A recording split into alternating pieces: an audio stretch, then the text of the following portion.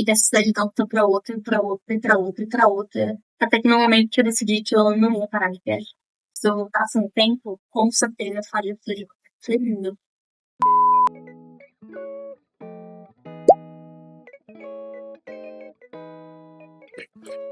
Ok, então vamos lá. Eu vou finalmente gravar um vídeo respondendo a pergunta que mais me fizeram nos últimos anos sobre uma das experiências mais incríveis que eu já tive, mas da qual eu nunca falei muitos detalhes a respeito, que é a pergunta: como assim você viveu 3 anos mochilando pelo Brasil? Pois é, gente, até eu não acredito quando eu lembro, mas hoje eu vim trazer o que me motivou a fazer essa viagem, mais detalhes a respeito de como eu me banquei, quem eu encontrei, quais eram as minhas perspectivas, quais eram os meus objetivos, tudo mais, eu vou contando ao longo dos vídeos, tá? Não dá pra contar uma viagem de 3 anos em 5 minutos, 10 minutos. Eu preciso de muitos vídeos pra contar todos os detalhes, até porque eu sou uma pessoa que vive muito intensamente as coisas, então eu vivi muitas experiências maravilhosas. Primeira coisa é que nada vem do nada. Eu dia fiz a minha mala e decidi viajar. Não. Antes da viagem acontecer, eu desejei muito ela. Eu não sabia quando, só joguei pro universo. E ela um dia aconteceu. Eu tenho maneiras de provar que essa viagem já estava para acontecer há muito tempo.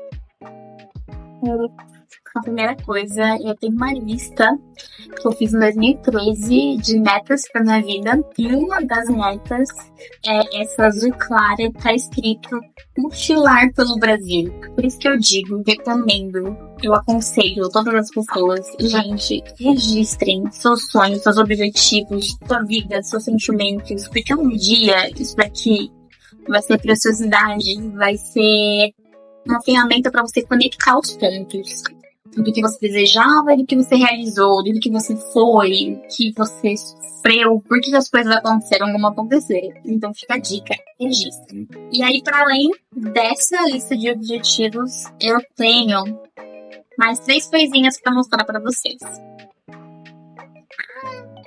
A primeira foi um trechinho de um diário virtual que eu encontrei, escrito mais ou menos na época dessa lista de objetivos. Então foi entre 2013 e 2012, que diz o seguinte: quero mochilar pelo Brasil e pela América do Sul, para conhecer a realidade e a vida das pessoas e para viver aventuras inesquecíveis.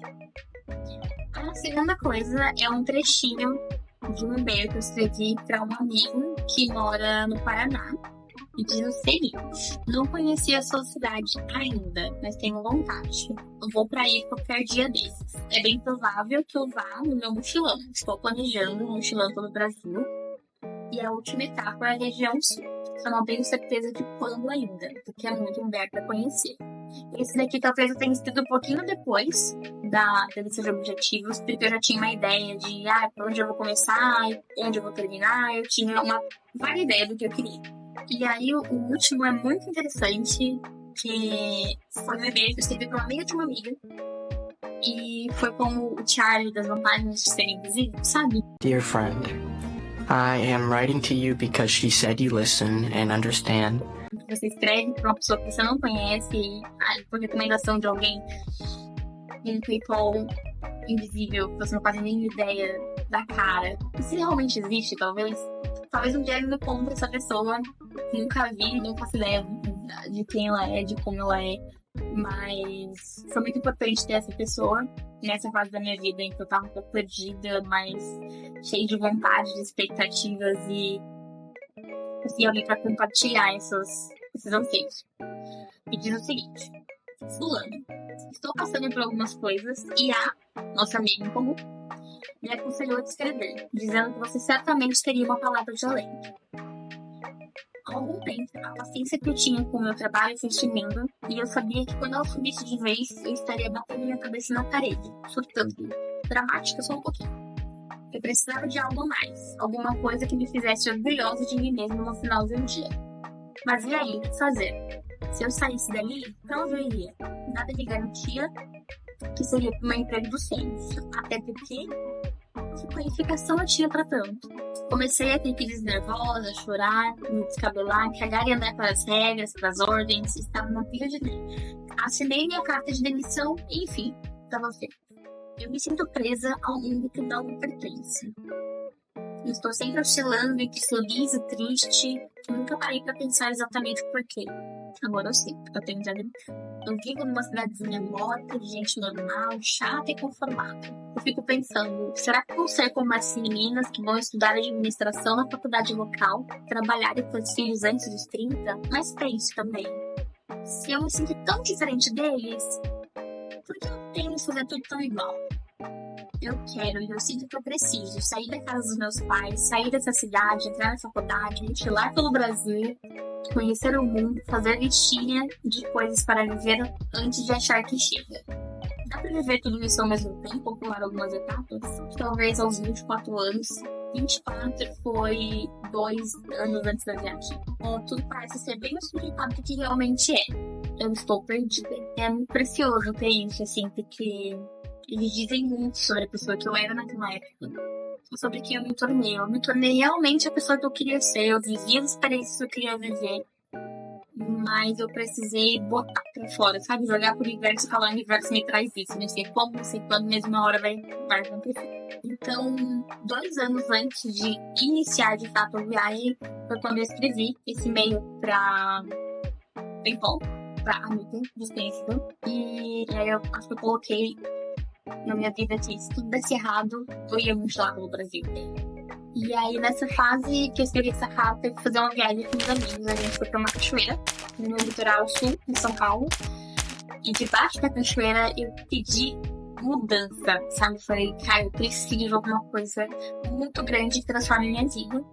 E aí, pensei, vou fazer vestibular, vou prestar alguma prova pra entrar na universidade em outro lugar do Brasil. Se não der certo, eu vou fazer esse mochilão. Não tinha dinheiro, não tinha perspectiva, não tinha nada. Eu só tinha uma vontade. E aí, a viagem ainda não foi possível. Eu acabei passando pra ir pro Rio de Janeiro. Foi muito maravilhoso, foi uma experiência também super interessante. E aí, eu fiquei 2 anos estudando. Mas no final de 2016, eu não estava contente com o curso, eu não estava contente com a experiência que eu estava vivendo. Eu estava precisando dar um up, fazer alguma coisa diferente. E aí foi um momento de novo que eu pensei, se tudo der errado, eu faço um mochilão, e tudo deu errado. A casa em que eu tava, a gente teve que trepar, então cada uma das meninas foi pra um lado, eu não tava feliz com o curso, não queria continuar morando na cidade em que eu morava.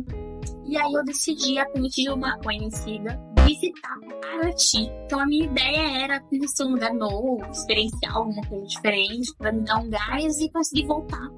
E decidi o que fazer da graduação. Porém, o que eram pra ser 15 dias em Paraty acabaram virando 3 anos de viagem. Então, vi um gancho pra dessa viagem, outras foram surgindo. E aí, fui pra Paraty. E aí, a questão era, eu não tinha dinheiro. Quando eu comecei a viagem, eu não tinha dinheiro. Gente, eu não tinha nada. Eu peguei uma carona pelo BlaBlaCar com uma pessoa que estava saindo da cidade do Rio de Janeiro e indo pra Paraty. E eu tinha R$25, eu acho que a carona era R$20, alguma coisa. E eu consegui pagar a carona e comprar um lanche no Ele Comigo. Eu cheguei em Paraty com nada. Eu acho que eu tinha moedas, assim. E eu não tinha nenhuma perspectiva de receber algum salário.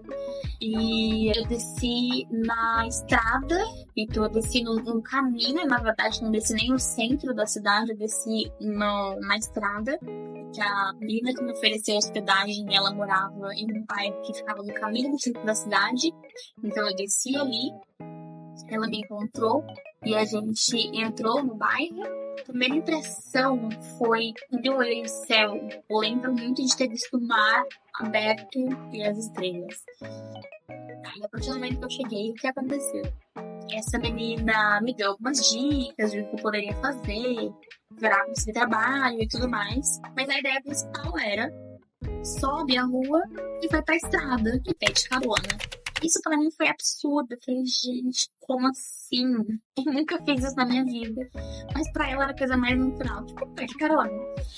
E era a coisa mais natural, porque ali naquela região as pessoas costumam pedir carona, né? Porque é um bairro de passagem, né?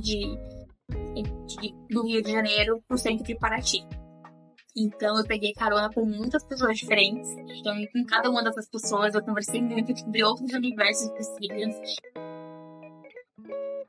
Aí também os carros estavam fazendo aquele trajeto. Na volta, não necessariamente. Então, na volta, eu tinha que descobrir onde pegar uma carona que estivesse passando por aquele bairro. E depois de um tempo, acabou sendo natural pedir carona para chegar ao centro de Paraty. Essa menina, se não me engano, me emprestou acho que uns R$2. Eu cheguei no centro de Paraty, imprimi os currículos e fui entregando no centro histórico. Que durante o período de temporada é o período que eles mais precisam de pessoas para trabalhar. Eu me lembro da sensação de chegar no centro histórico e ficar assim. E eu não tinha sentido isso no Rio de Janeiro em momento nenhum, porque quando eu cheguei no Rio foi aquele caos, eu desci no centro do Rio, aquela bagunça, obra, né? Muitas obras estavam acontecendo por consequência da Copa do Mundo. Então, muito caos, muita informação, aí tem faculdade, muitas experiências novas, mas eu não tinha tido aquele brilho de caramba, esse é o lugar mais lindo pra ver na minha vida. Então, pra quem já foi, né, pra parte, tem aquele momento de deslumbre das casinhas coloridas, do chão de pé. Foi a primeira vez na minha vida que eu me senti deslumbrada em sair do lugar. E aí, no segundo dia, eu consegui um emprego muito na cara de pau. Eu entrei por um restaurante que era um restaurante centrais, lembrando, gente, eu era vegana. Meu Deus, eu era vegana. Foi aí que eu tinha que ser vegana, mas eu continuei vegetariana. Depois eu fiquei pigmente. Então, eu entrei por currículo. Ele perguntou se já trabalhou em restaurante. Eu falei, já. Eu não tinha, óbvio que não. Eu falei, já. Com certeza, já. E eu falei, cara, eu tenho que mentir muito bem. E aí eu tenho que, tipo, fazer o serviço como uma pessoa que já fez aqui. E consegui arranjar esse emprego no segundo dia. Então eu cheguei em Paraty. Eu saí de Niterói no dia 22, consegui emprego no dia 24. E no dia 24 eu fui convidada a desocupar a casa que eu estava morando, porque essa menina ia alugar a casa para um grupo de estrangeiros. E falou, você vai ter que arranjar um lugar pra ficar até graduando. E eu tava assim, eu começo a trabalhar dia 26. E aí não tem plano de ir, não conheço ninguém nessa cidade. E ela foi meio que seguida. E aí foi o começo do grande caos. Mas fiquei durante toda a temporada. No momento que eu senti que já não tava mais afim de ficar aí, a temporada acabou, né? Não tinha mais perspectiva de trabalhar no restaurante, né? As coisas começaram a voltar ao normal na cidade. Aí eu, pesquisando, olhando a cidade, vi que tinha outra cidade do estado do Rio de Janeiro que me interessava também conhecer. E dessa cidade de outra pra outra, pra outra, e pra outra, e pra outra. Até que no momento que eu decidi que eu não ia parar de viajar. Então, esse propósito dessa viagem, eu vou separar um dia específico para cada cidade que eu morei, para cada lugar que eu passei. As pessoas que falam, nossa, mas como você é corajosa, gente, não é coragem. Eu nunca senti que foi coragem, foi vontade de viver. Porque enquanto eu fazia todas essas coisas, eu mudava muito de mim. E aí todo esse estresse de estar numa cidade nova, não conhecer ninguém, que era tudo muito novo, né? Aprender a ser com vinho, aprender a entender de carne. Então, ao mesmo tempo que era muito excitante, era muito assustador também. Então, existiu muito medo por trás de tudo isso que eu tava fazendo. Mas muitas fotos, muitas histórias, muitas aventuras e coisas que eu nunca imaginei de ver na minha vida. E coisas que eu não posso nem contar nesse canal. Porque não, mas eu tento igual. E foi lindo. Eu não sabia de novo. Se você perguntasse hoje, se quer me chamar de novo, você faria? Não. Mas se eu voltasse no tempo, com certeza eu faria, porque hoje não vai. Isso não faz mais sentido pra pessoa que eu sou. Mas pra pessoa que eu era, foi a melhor coisa. Eu sou só isso que eu sou hoje. Eu só tenho que falar esse desenrolar e tudo mais. Só que eu vivi tudo aquilo. Então um dia eu fui testar, né? fazer tudo isso. Então, aguardem o próximo vídeo. E se você tiver alguma pergunta muito específica, coloca aqui nos comentários. É isso mesmo. Vai comigo mesmo.